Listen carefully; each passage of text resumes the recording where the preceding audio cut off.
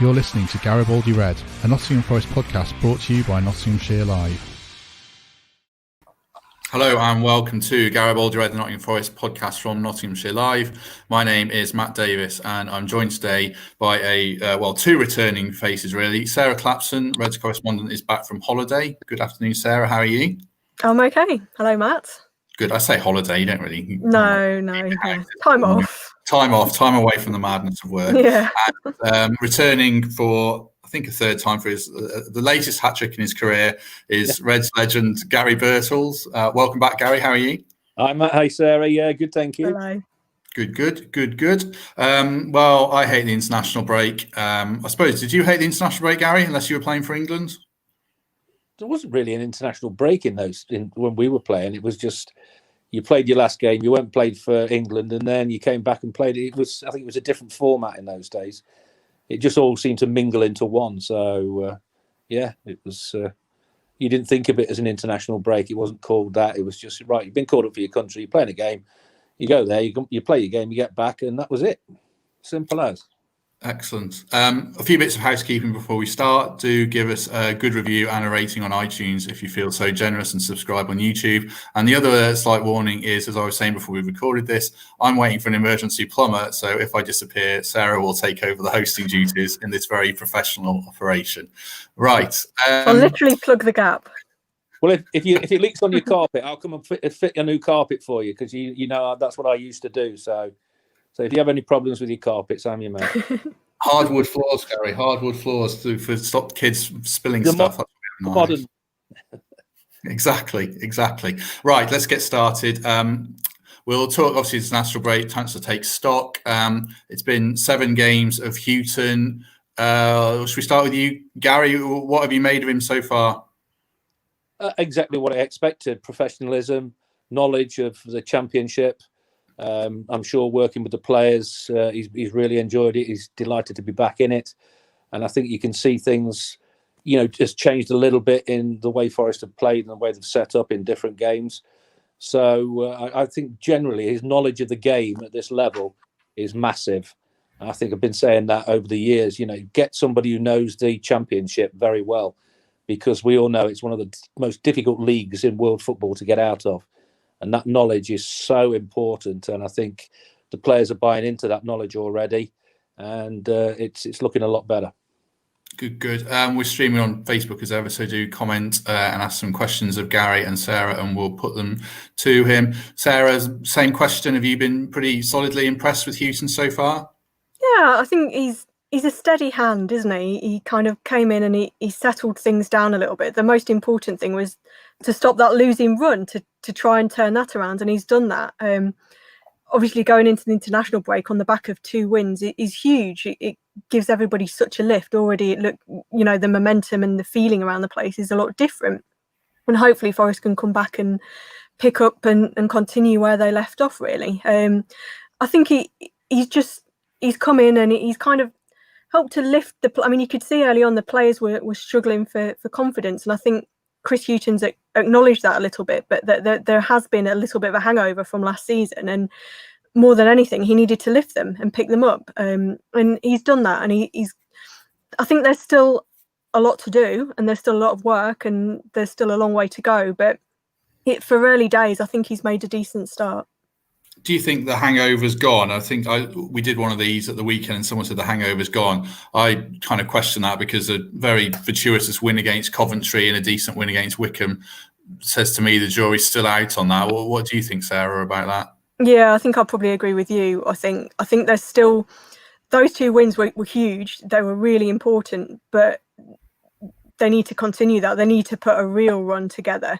And I still think Forest are a team that do lack confidence. They do lack a bit of conviction at times, and that's only going to come in time. That's only going to come with more games. I think it was naive to think that a new manager could come in and all of a sudden everybody forgets about last season and what happened. I don't think that was ever going to happen. It was never going to be an overnight fix for anybody, whoever came in. And all Chris Houghton can do is try and build those players and get them back to the level that we know they're capable of. And I think he's put some early building blocks in place, but there is still a long way to go. I think I'll probably be in agreement with you, really, that there is still thoughts of last season there. I think it's about whoever came in quickly had to dispel what went on last season, had to come in and realise that it might be an issue with the players. I think it looks like Chris has got into that straight away. He's trying to address that problem straight away in the best way he possibly can. Before those 2 games, everybody was saying it's imperative we won those 2 games. We've won those 2 games. Doesn't matter how you win them. Doesn't matter if you've got 19 minutes of injury time and you score a penalty. There's no pictures. It just says Nottingham Forest 2, Coventry 1. That's all that matters. And it just shows you how difficult the Championship is, with how well Coventry did, how well Wycombe did. It's not easy, this league. And we've seen Sheffield Wednesday at the bottom. They've overturned the points at the moment. They've been let off half of them. But it was looking pretty dicey down there. Ask Derby County fans at the moment. It's dicey down there. No, I'm not having a pop. I'm just saying, for the East Midlands, it's not been particularly good viewing. And No. I would love to see us in Derby in the Premier League. Make no bones, it'd be great, much better playing the Premier League than the Championship. But it just shows how difficult it is. And I just think there's a little bit more confidence there. When you win 2 games and you look at your fixtures after that, then you think, well, going into those 6 points out of 6, we're getting the confidence back. I think there's experienced heads out there on the pitch now, within the squad as well. And I think that'll help. I think those voices are important in the dressing room and on the training pitch, to try and get that malaise out of the system from last season.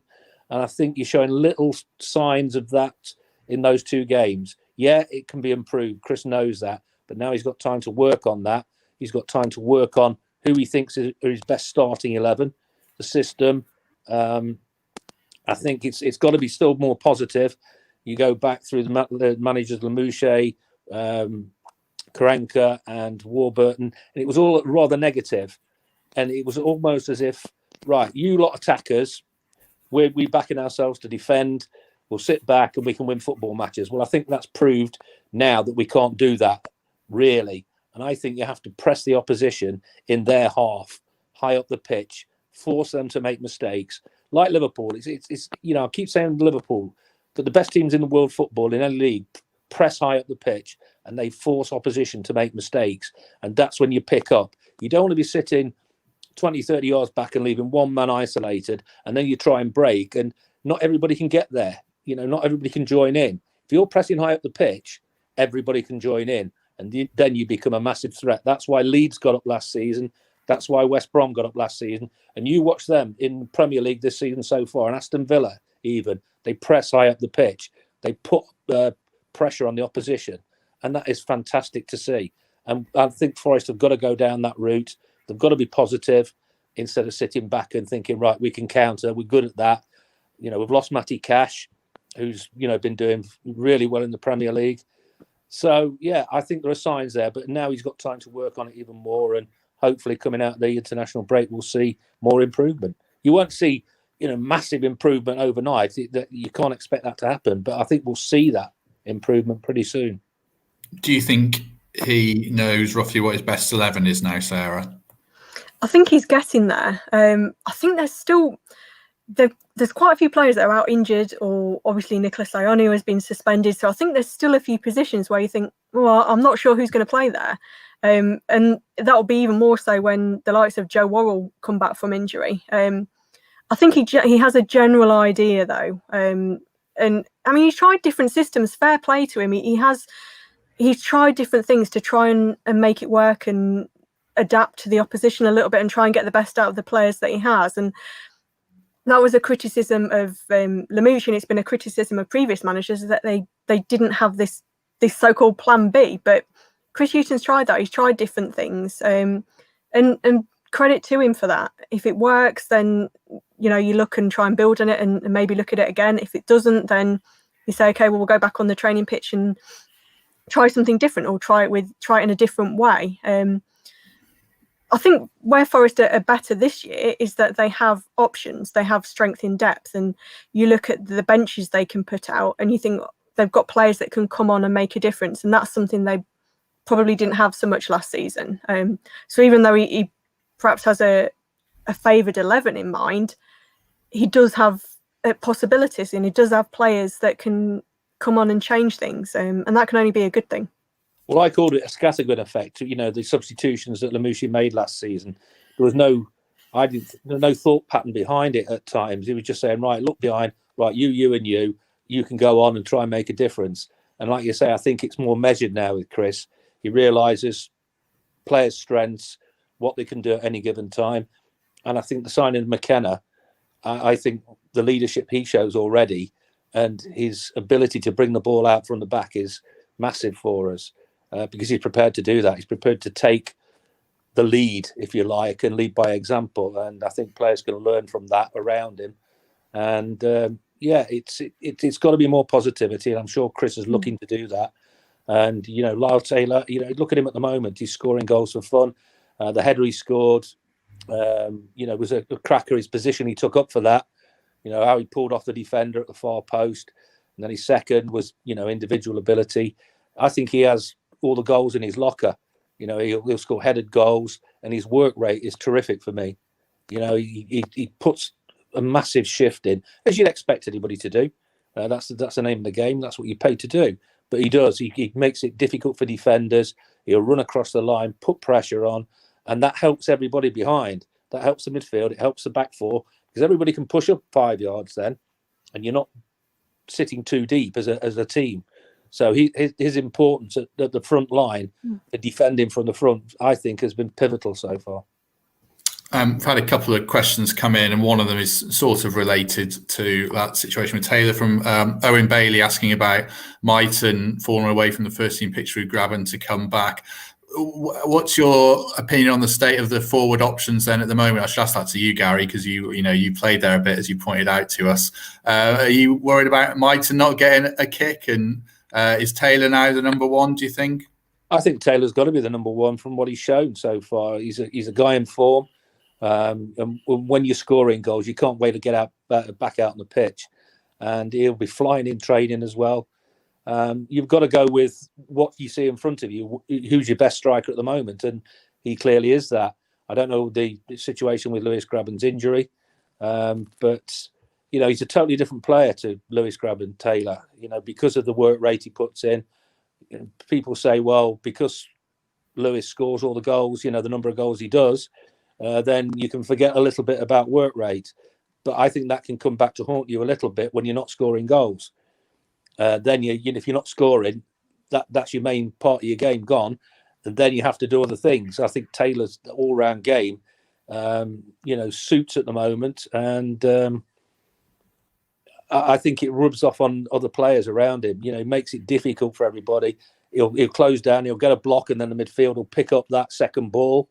I'll go back to a game. This is not giving Lewis, stick, but he only had 5 touches in the last televised game, Sky game, in the first half. I mean, 5 touches for a striker is not good enough. You have to do more than that. And I think Taylor does that, and he's going to be difficult to dislodge. When whoever gets fit and whoever's trying to get in his position. Sarah, do you want to comment on Mighton before we talk about the Guerrero-Taylor thing? Where do you think Mighton stands? He's more of a winger than a striker at the moment, I guess. He is. Yeah, I don't think he's not competing with Lyle Taylor or Lewis Graben for that place. He's different. He's not really an out-and-out striker, really. But I hope he gets more of a chance, Mighton. I think he's not had too many minutes on the pitch so far this season, either under Lamouchi or Chris Houghton, really. He's kind of been in and around the team. He's been on the bench a bit, not managed to get on. I'd like to see him get more of a chance, and because he plays with no fear, Mighton. He'll go out there and he'll just run at defenders and try and create things, and he causes problems with his pace, and he's good on the ball. I think there's a predictability about him as well, Sarah, isn't there? Exactly, yeah, there is. Yeah, he's just down the pecking order a little bit at the minute for whatever reason. I really hope he gets his chance, though. I hope that he manages to work his way into Chris Houghton's thinking and gets a few more games under his belt. There's tough competition. Forest do have options there, but I kind of hope that the fact they didn't sign Kamil Grzycki, I thought that might mean that Mighton would have pushed him further down the pecking order. hopefully he does. I really like him as a player. I think he's got a bright future ahead of him. He just needs game time. Just going back to Taylor then. Obviously, I did the game against Wickham and they played Guerrero just off him, and he was really good. I was quite apprehensive about how good he'd be, but his link-up play was much better than it had been in that area with Freeman or whoever else. Do you think Guerrero has the potential to cement his place now in the next few weeks? Because Luke Freeman hasn't really done it. What do you think, Garry, about that? Of course he's got an opportunity, and this is what Chris Houghton will be enjoying, seeing the number of options he's got and the time he's got now before the next game to work with it. And if he has got his best 11 in mind and his best system in mind, then he'll work with that in the next week or so. And it's a time for every player to say, right, I'm going to prove a point to you. I think I deserve to be in this team. And you can only do that in training. You've got to give that 100% in training. I love training because it was a great thing to be part of.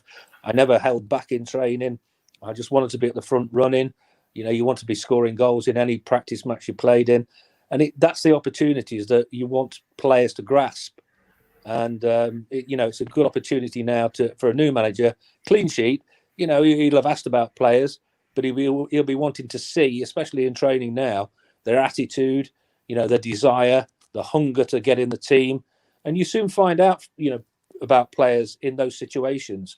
So him and his coaching staff will be taking a real close view on everybody on every day's training performances. And then they'll make their minds up and say, right, okay, I think this is my best 11. The attitude's great. There's creativity there and there. And, hopefully the players will rise to that challenge, because that's what professional football is about.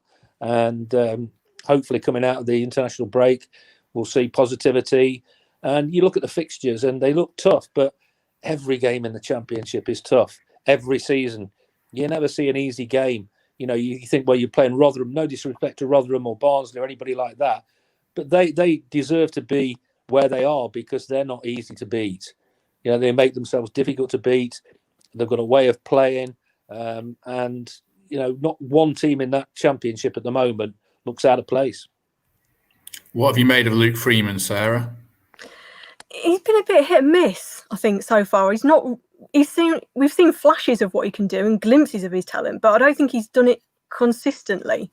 I don't think he's really hit the level that he's capable of yet. I don't think he's kind of settled in to the side properly yet. He's talented. He's got bags of ability, but perhaps hasn't shown it consistently enough yet. He can be a good player though. I think it's probably up front where Chris Houghton's maybe still trying to figure out what the best system and what the best combination of players are.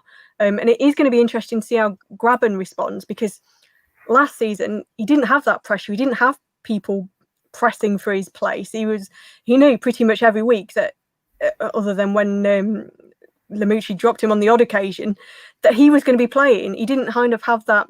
He didn't have that competition for his place, whereas now he has. Now he's got Lyle Taylor pressing him. He's got Guerrero, who's done really well.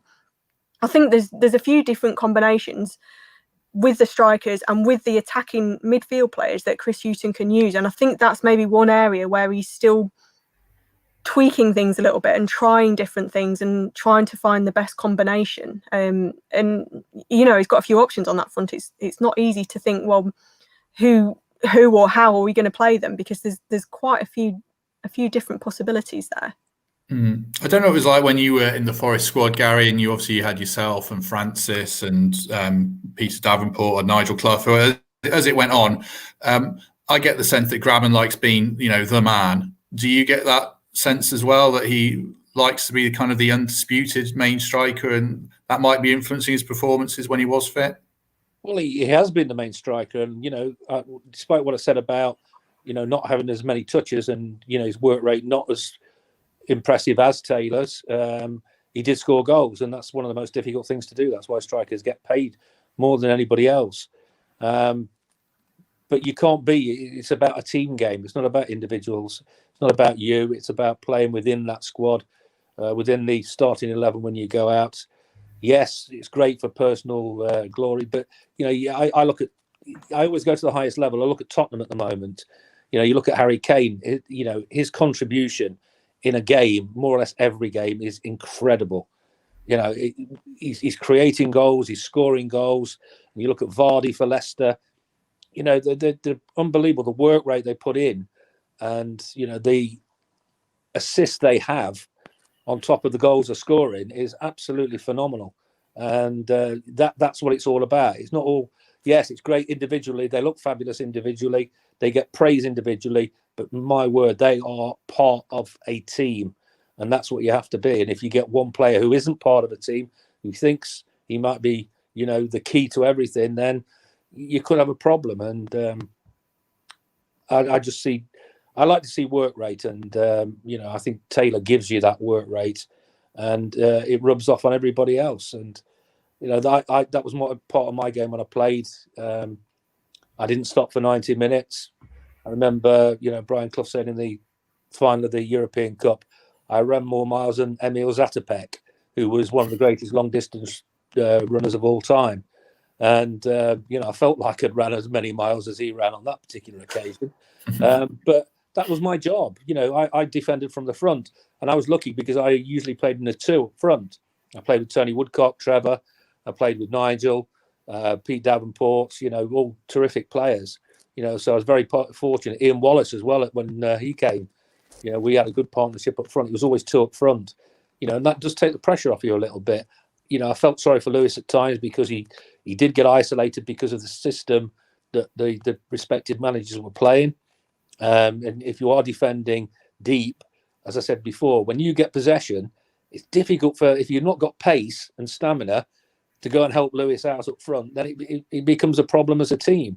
And I think that is what, over the few years we've seen under the different managers, that's been the major problem for me. There's an interesting question here, which sort of relates to Luke Freeman, potentially, Gary. You can speak from experience, Roy. It's from Richard Ottaway.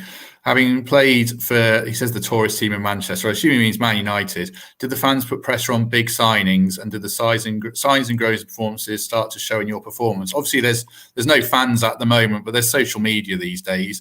Do you think a player like Luke Freeman, or maybe one or two of the others, are being weighed down heavily by the weight of expectation at a big club like Forest? What, regarding social media as well? Yeah, I think social media could be an influence on players these days. It would never have come into play then. And, I don't do social media anyway. But players these days, the Forest squad now, do you think the weight of expectation is weighing heavily on one or two of them? If you read the comments and you don't, if you don't like the comments, don't go on it. It's, it always amazes me. People complain about, being trolled and this, that, and the other. Well, the one thing to say, well, if you don't want to get that, get off it. You don't need to be on it all the time. It's go out there and just do what you're paid to do. Play football. Enjoy it, because it's a very short-lived career. You're very privileged to be able to do it. The number of people who want to do it is phenomenal. And why not just go out and enjoy it? Give everything you possibly can. And if you do that, people will respect you. When I was at Manchester United, you're talking about that. I still put my lot in. I still worked very, very hard. I wasn't scoring the goals, but the fans were brilliant. They realised, they could see that I was trying everything I possibly could for everybody else, and maybe not happening for myself, and probably being a bit too unselfish. And they were great with me, and they never slaughtered me, never got on my back, and I was very thankful for that. So, whose unprofessional phone is that in the background, pinging all over? That's mine. It's the plumber that I mentioned, I think. Dear me. It's like that Roy Keane press conference where the journalist's phone kept going off. I think that's what it is. I'm texting him now. I was hoping you'd gloss over it. I love to watch Keane and listen to Keane. He's just absolutely brilliant. Sarah, I was going to ask you, obviously you're in around the camp. About Freeman, sorry to interrupt you. No, it's carry on. Coming from a Premier League, maybe, the Premier League club, maybe a little bit more pressure, because you're expected, he's come from, this club, and he must be this, he must be that. It's not always easy dropping a league down, and despite not being in the the Premier League that long or whatever, it's still where you were, and it's seen as a drop down, and you're expected to do well because of that. Sarah, I was going to say, obviously, I've done a few games this year, and you've done more than me. Does it feel like seen all the wins though, Matt? Yeah, that's true. Played Yeah, 3-1. I haven't seen them win yet. Is a different question. When was the last game you saw Forest win? Bristol City? Yeah. Wow. Yeah. Difficult question for you to answer then. Does it feel like a happier club now, more recently? I think it does, yeah. I think just the feeling around the place, it feels different. And you do tend to, the start that Forest had, there was just this kind of dismal mood, really, because of the results they were picking up and because of what happened last season. And they just got stuck in a rut. And the change of manager, I think, helped with that. Obviously, Chris Houghton's come in and he's helped to lift them, and he's helped to create a different kind of atmosphere. I think I'm not saying that there was anything particularly bad about Sabrina Mucci, but I think it was just that Forest couldn't get out of the run that they were on, and they needed a change. They needed something to spark them, and they've got that now. Those 2 wins that they had before this international break can make a huge difference. I think you could see that there were still areas they need to work on. There's still things they massively need to improve on, but it just gives everybody a lift, and it makes such a difference when you're picking up results. I didn't listen to fixing the plumber. Go on, Gary. The problem there from last season, that collapse, the problem was coming back into the new season, Lamucci didn't change it one iota. It was exactly the same.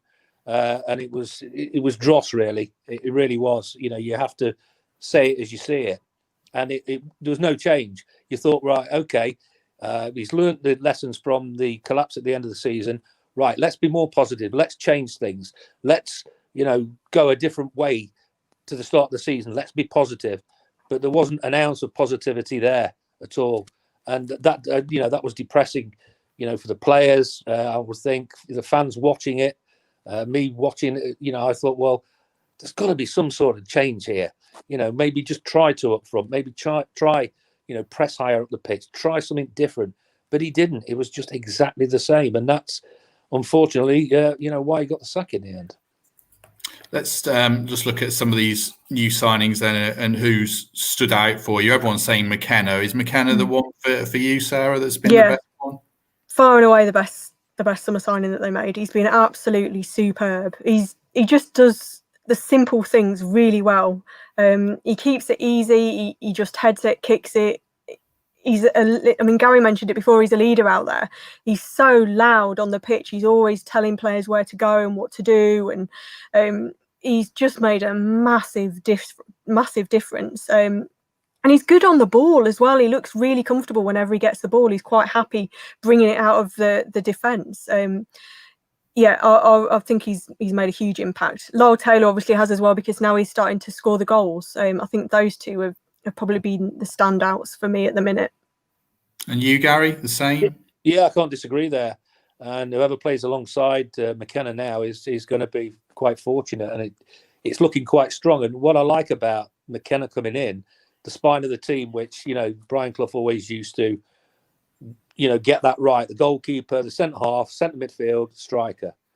Well, now he's got a goalkeeper, one of the best in the league. He's got one of the best centre halves in the league, and still one to come back. He's got a guy who's scoring goals, who I think needed a run in the side to say, right, I believe in you, and I'm going to give you a run in the side. And you got central midfield. You got options in there. If you get that spine right, you can build around that with the players they've got, because there is quality there. And I think it can be quality further up the pitch. It has to be. If you've got those sort of players, you don't want them, backtracking into their own half and not producing where they're good at producing, which is the final third, because that's where we were lacking last season. One of the worst teams for a number of shots on target. It's not started, this season so well either. I think we're not the best either, but it's improving. And, if they're getting balls into the box like we know they can, they'll put them into the box because they know Lyle Taylor has every goal. He'll head it. He'll get to the near post. He'll go for the tap-ins. And I think when your teammates have got that belief in you, they'll start putting balls in earlier, because I think that was one point for me last season where we were just delaying, putting balls in boxes. We're checking back. And that, to be fair, that didn't help Lewis at times, because, He'll make a run, as the strikers do, and if your teammates are checking back, then your run becomes pointless. Then you have to come out the box and you have to readjust and try and make another one. But when you've got somebody in there who'll fly in and put his body on the line, I think people will start to get the ball in the box and put defenders under pressure earlier. Who should partner McKenna for you when Worrell's fit? Would it be Worrell or Figueiredo? I think you've got to maybe say Worrell because of the season he had. A lot of people are saying the Derby game, that's where things started to go wrong. We just needed that to win that game and we were in the playoffs. That one mistake, but you can't blame somebody for that one mistake. Yeah, you say, yeah, he could have done better. Perhaps he knows, he'll know he should have done better. But, for the majority of the season, he was one of our standout players.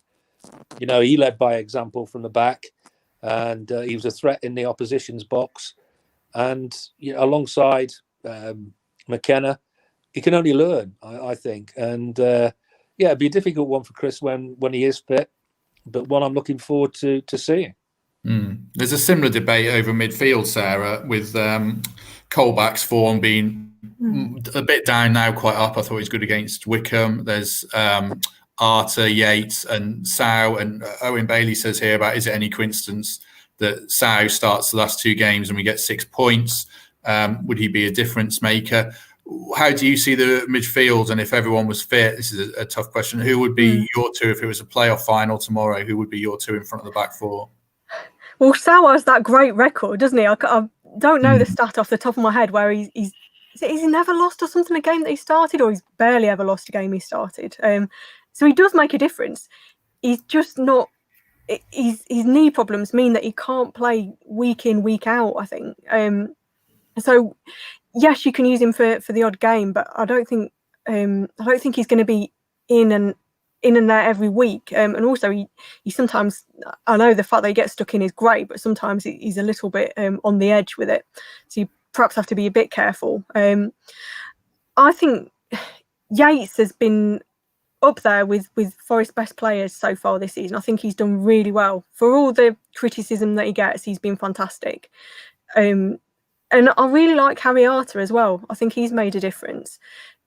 Everybody knows what Jack Colback can do. When he's on form, he's brilliant, but he hasn't quite found that yet. I know he's showing signs of improvement and he is getting better, but he's still rusty. I think the fact that he hadn't played for a year, it really showed early on, and he's just kind of now building up his minutes and getting up to some kind of level. When he's on top form, he's fantastic and he'd be probably one of the first names on the team sheet, but I think I would probably go with Arter and Yates at the minute as the pairing.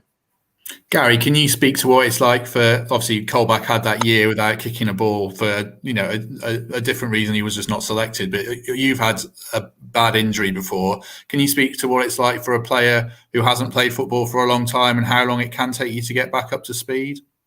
Yeah, I mean, I had a spinal fusion in 1984 and I was out for, I think, 9 months. So the rehab was really tough because obviously, it's a major operation and you've got to be so careful. And the physios and people who look after you are so important, which they were brilliant when I came back. And they built me up gradually. They took me on a golf course to play golf as well, just to get, because of where the operation was, just to get that movement around the base of my spine. And I was very fortunate in that respect. And when you do come back, it's you're on adrenaline to start with. And then I hit a brick wall. I was one of the fittest players at the club, because you're desperate to get back in there.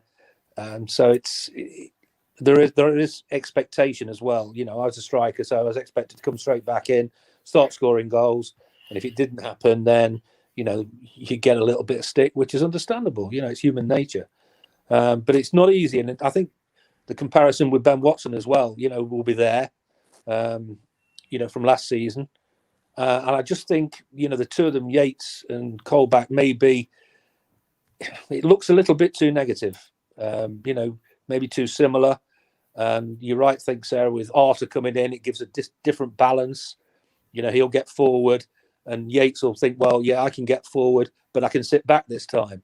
Whereas before, maybe the two of them were sitting back.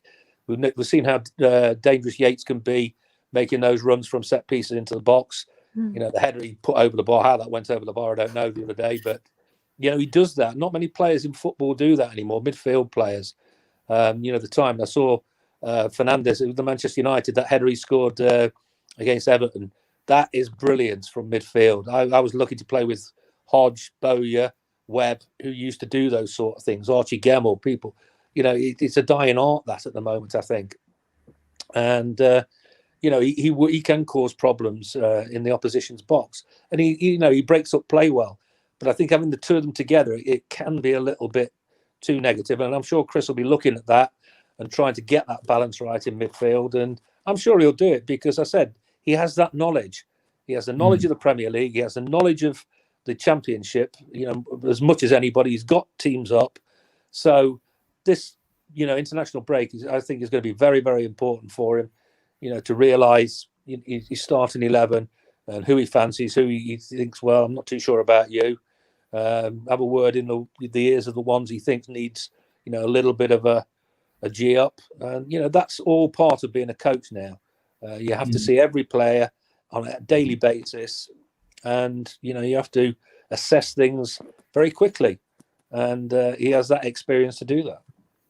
You mentioned Arta just there. There's a question here from Mike Verney for you, Garry, about the captain's armbands. Would it?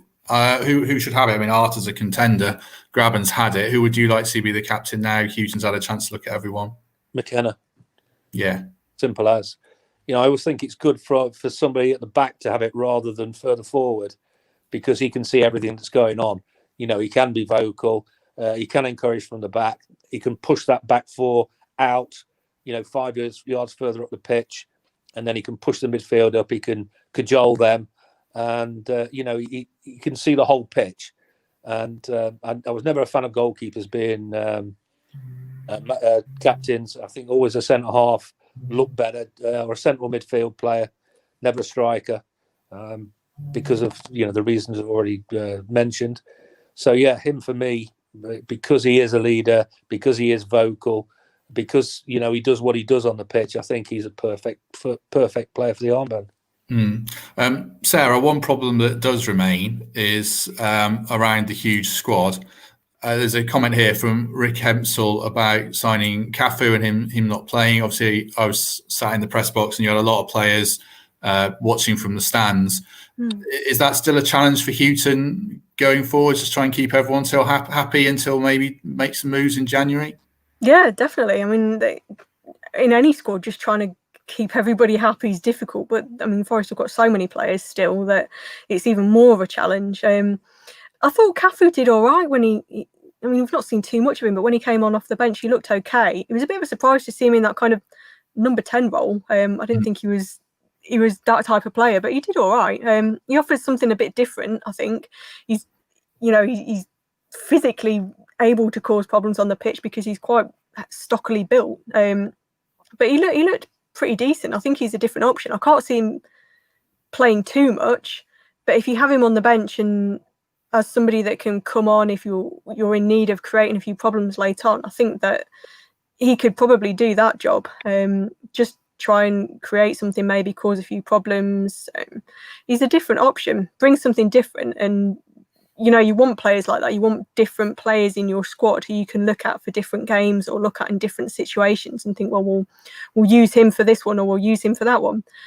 If you have too many players that are the same, then you can't mix things up. Houghton's got that. He's got players that can offer different things, which is good, but keeping them all happy. Yeah, I wouldn't like to be a manager and trying to do that because players want to play. And I slightly disagree there. I think some players, I'm not saying this about any Forest player, but as a football club with a very wealthy owner like Nottingham Forest, Mr. Marinakis, agents know that Mr. Marinakis has got a lot of money and the wages at Nottingham Forest Football Club are particularly good. And if they're not getting in the team and they're on big wages, they'll just say, well, just sit here. And that's the difficulty for Chris. He's not going to be able to get players out of the door that he doesn't want on big wages because, why would players want to go somewhere else? I mean, especially with the pandemic as well, it's causing all sorts of, problems. So I think that's the bigger problem for me, being able to convince players that they're no longer wanted and to get rid of them. They'll just sit there and say, right, well, I'm on this sort of money. Why should I've got 2 years of my contract left. Why should I go anywhere else at this moment in time? And that's the difficulty every manager's got at every football club, not just Forest, but we have got a real excess of players. And that's happened because so many new managers came into the football club in a short space of time. They all wanted their players in. They bring their players in and don't really get rid of anybody. And that becomes the problem. We're lucky enough that the owner can afford to pay the wages of that particular squad at the moment. And, thank goodness that he can do that. And what was the other point you made? I'm just trying to think of the other thing you were saying about... For you to disagree with? No. Just trying to think. I had something to say. I can't remember what it was about. But well, if you want to think about that, there's a comment here. You talked about the unwieldy squad. No, I'll tell you what. I remember now. I think players like, Cafu maybe and Carvalho, especially those sort of players, because of the nature of the Championship, because it's so hectic and frenetic and physical, and the number of games you play over a season is incredible. Plus the FA Cup, plus the League Cup, all this sort of thing. I don't think they can adjust to it, quickly enough.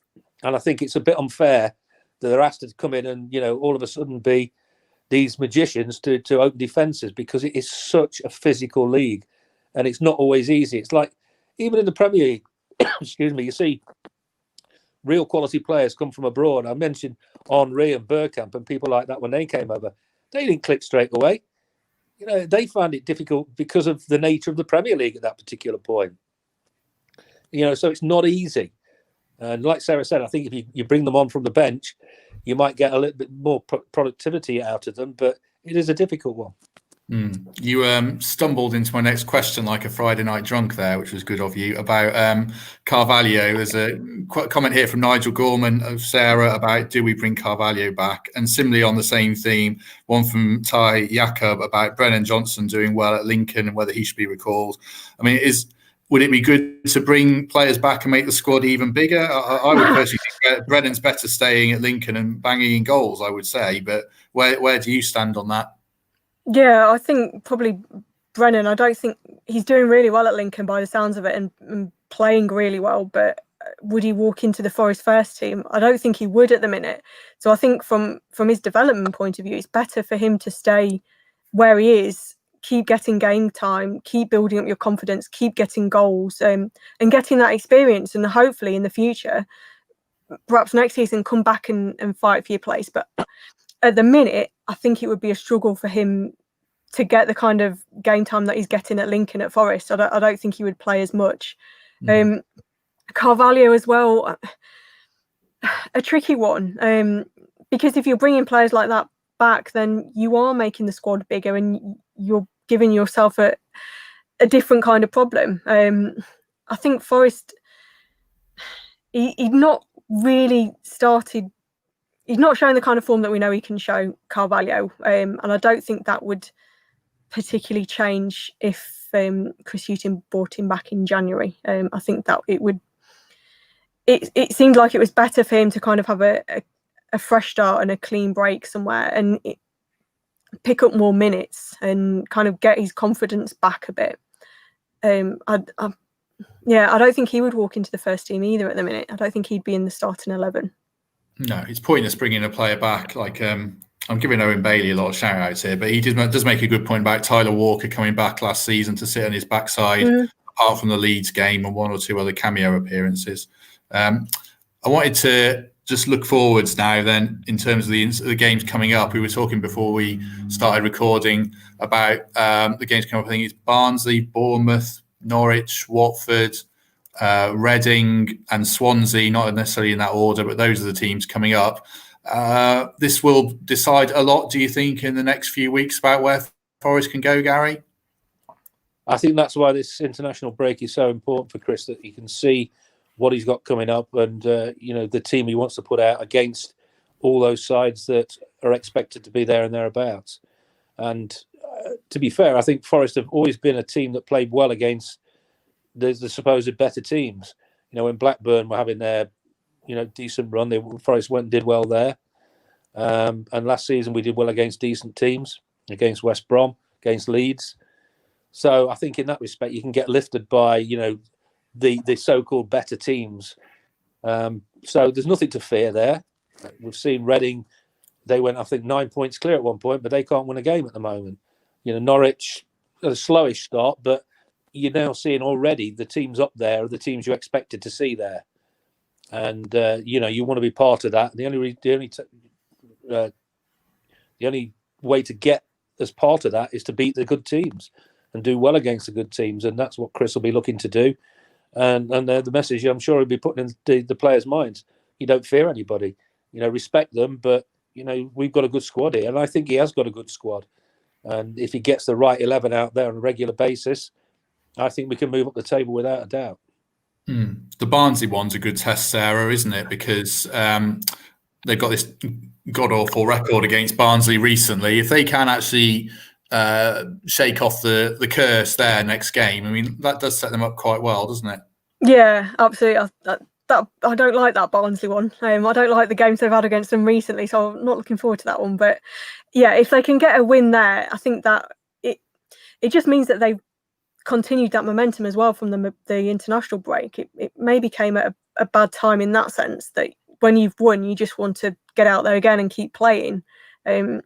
Hopefully they can do that against Barnsley, and then it sets them up for that little run. And then you're heading into the Christmas period. And the season, the way it is this year, with the games coming so thick and fast all the time, Christmas is going to be crucial, I think, because that you can go on a good run and shoot up the table. Hopefully Forest can do that. I'm going to open the floor up to any other business, because Gary's always got some things he wants to talk about. He's mentioned two before we started. One of them was Nigel Clough, who obviously is well remembered around these parts. He's back in football at Mansfield. I said I was a bit surprised he'd gone there. What do you make of his move, and how pleased are you for Nigel, Gary, to be back in the game?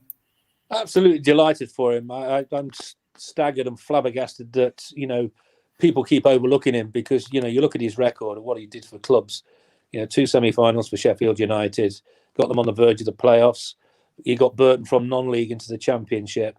Why are people, who've not done as much as him, getting jobs in front of him? And I'm not saying that again because he's a mate. It's knowing the knowledge of how he goes about his business. And he's delighted to be back in the game, absolutely loving it. And, I spoke to him a couple of times, and, he changed the whole 11 to have a look at the squad last night. And they went to Scunthorpe and won 2-1. So he was delighted about that, and went to Sunderland and got a great result there.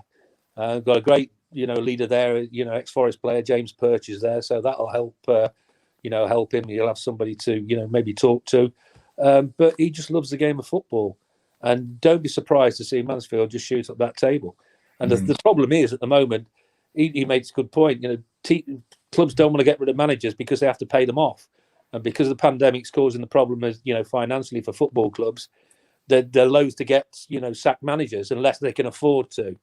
So fewer jobs are coming up, and then the obsession for managers from abroad seems to be the thing, the in thing at the moment. And if it works, it's great, but it's not always working. And Nigel's got a lot of knowledge of the game, and he unites football clubs, not just team. He unites the whole club. He's very inclusive of what he does. And I'm sure that, Mansfield are very, very, very pleased to have got him.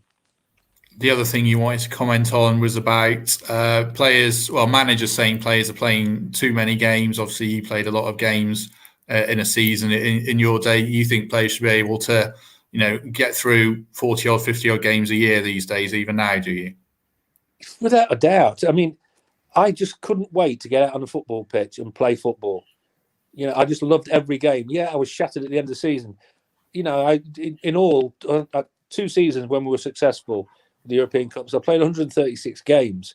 That was from start, in build-up in pre-season. And there was no such thing as a pre-season game with Brian Clough. It was you're playing against Man United every game, or Liverpool every game, because they were the best at that time. And yeah, at the end of it, the European Cup, the second one against Hamburg, I was absolutely shattered. I had to get the club doctor out to me because I got blood blisters all over my body. But hey, what a privilege and an honour to be able to do that as a professional footballer. And we played on those horrendous football pitches, where you're knee deep in mud. But it was such a joy to go out there and, have the opportunity to play as a professional footballer, and to go into training every day as well. And part of that is just stunning. And the pristine pitches they've got to play on now, and they changed things around for the League Cup and the FA Cup, so players are getting rested in that situation. I just don't get it. It's a fantastic profession. I get what Ollie Solskjaer was saying, that maybe Manchester United game at 12:30 shouldn't have been 12:30. They could have scheduled it for maybe Sunday or Monday to help our teams in, the Champions League. I understand that, but don't, moan about it in that respect, because we've all been through playing loads of games, and people say, well, it's this, that, and the other now. The game's changed and blah blah blah. But the difference is, I've mentioned those pitches we played on. Some of them were just ridiculous and sapping, to say the least. So yeah, I don't get it. As a player, if you tell a player he's tired, he'll feel tired. Tell him he's the best player on the pitch, and hopefully he'll go out and be the best player on the pitch. Don't tell a player he's tired, because it gives them the excuse then to say, oh, well, we played, two games in 5 days and blah, blah, blah. It's a privilege and an honour to play football. And the fitness levels of players now are better. The methods are better for looking after players now.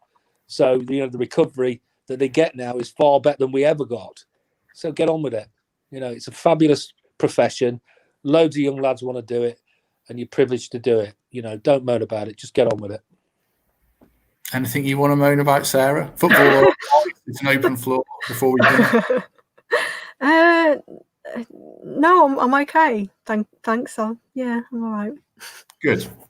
I don't have anything. Well, my wife's choice of Netflix shows. Apart from the plumber.